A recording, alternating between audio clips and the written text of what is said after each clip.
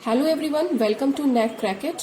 और आज हम यहाँ बहुत इंपॉर्टेंट टॉपिक डिस्कस करने वाले हैं, ट्रांसफॉर्मेशन के न्यूमेरिकल, जो कि कंप्यूटर ग्राफिक्स के पार्ट से रिलेटेड है।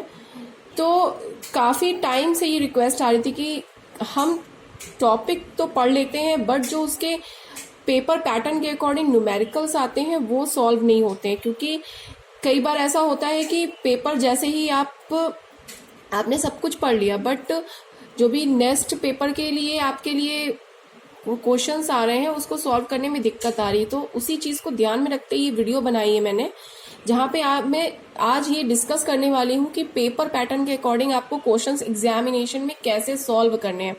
ये मेरा खुद का एक्सपीरियंस है, कई बार मेरे से भी ये हुआ था, बट मैं आपको यहाँ पे ट्रिप्स और ट्रिक्स भी बताऊंगी ताकि आप अपने एग्जामिनेशन में इस तरीके के क्वेश्चंस को गलत मत करें। तो चलिए स्टार्ट करते हैं। सबसे पहले देखिए, यहाँ पे हम ट्रांसफॉर्मेशन के न्यूमेरिकल की बात करें तो ट्रांसफॉर्मेशन के न्यूमेरिकल हमेशा इस तरीके से एक कोई मैट्रिक्स दी होगी और उसके बाद आपसे सीधा वो पूछेगा कि आंसर क्या है। तो सबसे पहले ध्यान में रखने वाली बात यह है कि आपको इसके लिए बहुत ज़्यादा पढ़ना नहीं है। जब भी आप एग्जामिनेशन में जाएं तो सारे जो भी फॉर्मूले हैं उनको एक बार देख के जाएं, ठीक है। वहां पे फॉर्मूले देखने का मतलब ये नहीं है कि आपने जैसे उसको जैसा लिखा हुआ है वैसा ही याद कर लिया है, नहीं, आपको उसको समझ के याद करना होगा, ठीक है। तो सबसे पहले देखिए, यहाँ पे आपको एक मैट्रिक्स दी हुई है। मैट्रिक्स यहाँ पे 3x3 की मैट्रिक्स दी हुई है और उसमें ये पूछ रहा है कि ये होमोजीनियस मैट्रिक्स है और यहाँ पे स्केलिंग होगी वेक्टर की ट्रांसलेशन की या फिर दूसरे वेक्टर की ट्रांसलेशन की स्केलिंग होगी, मतलब करेक्ट आंसर आपको बताना है। और उसने कई सारी प्रॉपर्टीज दे रखी हैं। तो सबसे पहले देखने में ही देखिए, पूरा देखिए क्वेश्चन तो है, देखने में थोड़ा सा लगता है कि हमसे सॉल्व नहीं होगा, लेकिन आप मेरी बात मानिए, अगर आप इसको क्लियरली एक बार रीड कर लेंगे ना तो क्वेश्चन आप आराम से सॉल्व कर लेंगे। तो सबसे पहले क्वेश्चन में 3x3 की मैट्रिक्स दी हुई है और इसमें पूछ रहा है कि it is a set of planar, 2D planar में है और ज्योमेट्रिक ट्रांसफॉर्मेशन में। आप देखिए, ज्योमेट्रिक ट्रांसफॉर्मेशन जैसे ही बोलते हैं तो हम यहाँ पे क्या हो जाता है कि आपके पास दो मैट्रिक्स होंगी, उसको एक में करने के लिए कुछ नया निकल के आया होगा। Geometric transformation in homogeneous coordinates, which of the following statement about the matrix M is true. अब देखिए, M इसमें फॉलोइंग मैट्रिक्स आपको बताना। अब देखते ही ये क्वेश्चन सॉल्व हो जाने वाला। सबसे पहले आपको यहाँ पता होना चाहिए कि देखिए, ट्रांसलेशन वेक्टर में ये जो फील्ड होती है वो किस चीज के लिए होती है, X के लिए। सेकेंड वाली फील्ड जो होती है वो किसके लिए होती है, Y के लिए। एंड जो नेक्स्ट वाली फील्ड होती है वो किसके लिए होती है, ट्रांसलेशन वेक्टर, ठीक है, याद आ गया।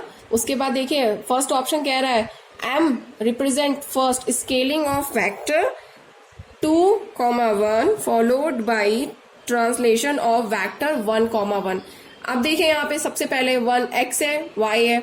अब आपको पता है यहाँ पे X और Y क्या है, तुरंत देखा आपने, X और Y क्या है, ये TX एंड Y। देखिए 1 1 नहीं है, यहाँ पे 2 और 1 है, तो ये ऑप्शन बिल्कुल गलत हो गया। बी वाला देखिए, B represent first translation of vector 1 1, vector 1 1 दिया हुआ है। ट्रांसलेशन ऑफ वेक्टर मतलब TX और TY की वैल्यू यहाँ पे दे दी उसने। And followed by scaling of vector 2,1। Scaling vector SX and SY cross में होते हैं, 0 0 लगा देते हैं। तो उसके बाद नीचे आ जाइए, ये सही हो गया। Then M represent first of scaling vector 3,1। Scaling vector यहाँ पे SS और XY की वैल्यू दे दी है 3,1, followed by the sharing parameter -1,1। तो ये देखिए, देखने में -1,1 शेयरिंग पैरामीटर से फॉलोड नहीं हो रहा है, क्योंकि यहाँ पे देखिए XX जो है वो 0 दे रहा है, तो ये भी ऑप्शन गलत हो गया। Then M represent first sharing of parameter -1 followed by the scaling parameter of vector 3,1। तो ये भी गलत है, क्योंकि माइनस फील्ड यहाँ कहीं नहीं है। तो आप देखते ही देखिए, देखते ही हमने बता दिया कि ये जो मैट्रिक्स का जो जस्टिफिकेशन है वो बी ऑप्शन यहाँ पे करेक्ट होगा। यहाँ पे मैंने इसका दूसरे तरीके से सोल्यूशन भी बताया। देखिए, 3x3 मैट्रिक्स तो भी है, इस तरह से रिप्रेजेंट किया। नेक्स्ट एक्स न्यू में हम नई वाले मैट्रिक्स जो भी वैल्यू आते हैं उसको लिखते हैं, XY एंड 9Y। ये क्या होता है, ये होता है ट्रांसलेशन वेक्टर के लिए। तो डायगोनल में देखिए सभी 1 1 है, TX TY, this is your translation vector, मतलब कितना डिस्प्लेसमेंट होगा पॉइंट का। तो मैंने अपने ट्रांसलेशन वाले टॉपिक में उसको क्लियर से बताया हुआ, तो जाके एक बार देख लेना। अगर नहीं रिवाइज हो रहा है तो एक बार रिवाइज कर लेना उस वीडियो पे जाके। उसके बाद ये देखिए एक्स के लिए फील्ड हो गई, दिस इज योर वाई, ठीक है, this is your y and into X old and Y old and this is the matrix multiplication. अब यहाँ पे देखिए ये यहाँ पे x जो भी मैंने बताया वो फॉलोड नहीं हो रहा है, इसलिए फर्स्ट ऑप्शन जो है वो आपका गलत हो गया। इसी तरीके से बाकी सारे हैं।